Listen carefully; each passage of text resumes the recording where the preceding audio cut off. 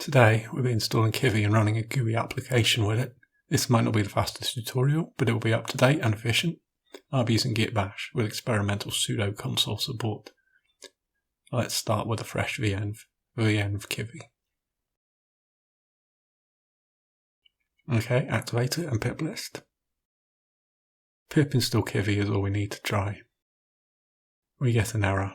I could identify that now, but my eyes are drawn to the colours, which offer a better known fix than the dependency hell I had to highlight. This will be a quick and easy fix. Unfortunately, the line or paste buffer is broken in min_tty, and I waste time until I laboriously retype the suggested command letter by letter. I know that hasn't fixed the missing dependency, so I Google. I find a recent question on Stack Overflow that matches my error, and an answer from yesterday from a new user. I take the next Stack Overflow question, which explains the answer more thoroughly. Python 3.11 is too new to have been supported properly by third-party libraries.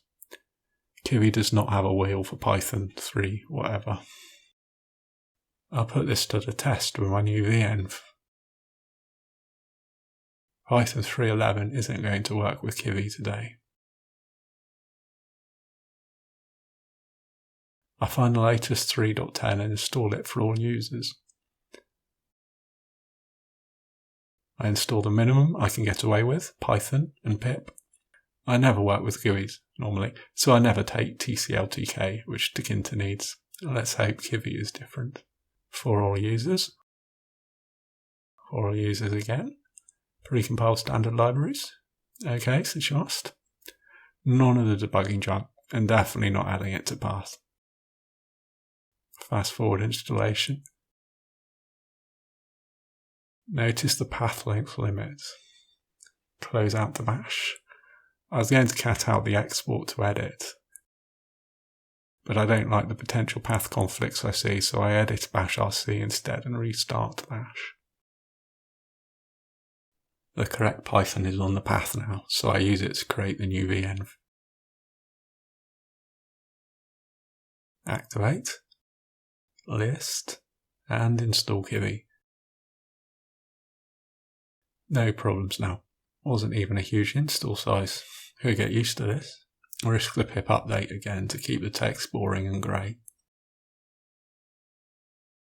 Edit a new Python file, kivy.py. I almost forgot to show you where I got its contents from.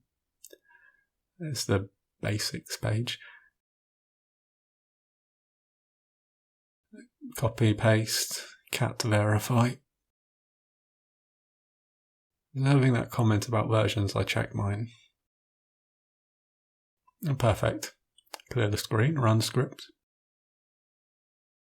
Hello world. That's working. It works on Linux as well. I did test it.